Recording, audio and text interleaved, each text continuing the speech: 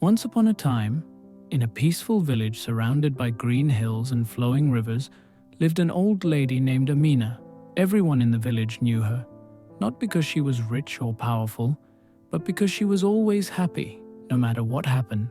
Rain or sunshine, good news or bad, Amina always had a smile on her face. People admired her, and often wondered how she could stay so positive all the time. One morning, a young man named Saad came to visit her. He looked troubled. His face showed the weight of many worries. "Amina Bibi," he said, "I don't understand something. You're always happy, even when life is difficult. Don't you ever feel sad or angry when things go wrong?" Amina smiled warmly and poured him a cup of tea. "Of course I do, my child," she said gently. "I have faced sadness, pain, and loss. But I learned something very important. Happiness doesn't depend on what happens around us. It depends on what happens inside us." Saad frowned. "But how can that be? When bad things happen, how can a person still stay happy?" Amina looked out the window for a moment. The sun was slowly rising behind the hills. Then she began to tell her story. "When I was young," she said softly, "I had everything I ever wished for. A loving husband, 2 beautiful children, and a small but happy home. We didn't have much money, but we had peace and love. I thought life would always stay that way." Her eyes glistened as old memories filled her heart. "But one winter," she continued, "my husband fell sick. We didn't have enough money for proper treatment. I tried everything I could, but I couldn't save him. When he passed away, I thought my world had ended. I cried for days. I felt hopeless." Saad listened quietly, feeling the pain in her voice. "Then one morning," Amina said, "I saw my little children sleeping beside me. Their faces looked peaceful, innocent. And in that moment I realized, if I gave up, who would take care of them? My sadness wouldn't bring their father back. I had to live, for them, and for myself. So I made a promise to myself that day," she continued.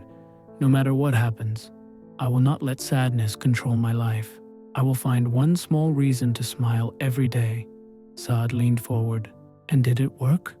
Amina chuckled. "It wasn't easy. Some days I could only smile because the sun was shining. Other days I found happiness in something as small as a flower blooming or a child laughing. Slowly, I realized that happiness is not about what we lose or gain. It's about what we choose to see." "But what if something really bad happens?" Saad asked again. "How can we be happy then?"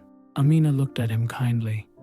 "My son, life is full of storms, but storms don't last forever.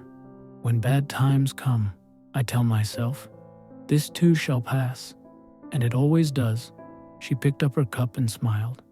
"I focus on what I still have, my health, my memories, my friends, and the gift of another new day. Gratitude is the key to happiness. The more you thank life for small things, the more peace you feel inside." Saad sat silently for a moment. Her words touched his heart. He realized that he had been focusing only on what was missing, his problems, his failures, his pain, instead of appreciating what he still had. That day, when Saad left Amina's house, something changed in him. For the first time, he noticed how beautiful the sky looked, how sweet the breeze felt, and how the laughter of children echoed joy through the village. He started practicing what Amina had taught him. Every morning, he would find at least one reason to smile. Sometimes it was a kind word, sometimes a meal, sometimes just being alive. Slowly, his heart grew lighter. Months passed, and Saad became known as one of the most cheerful people in the village. When others were sad or upset, he would tell them Amina's words. "Happiness is a choice, not a result. If you wait for life to be perfect, you'll wait forever. But if you learn to see beauty even in pain, you'll always be happy." Soon the whole village began to change. People started greeting each other with smiles. They helped one another in difficult times.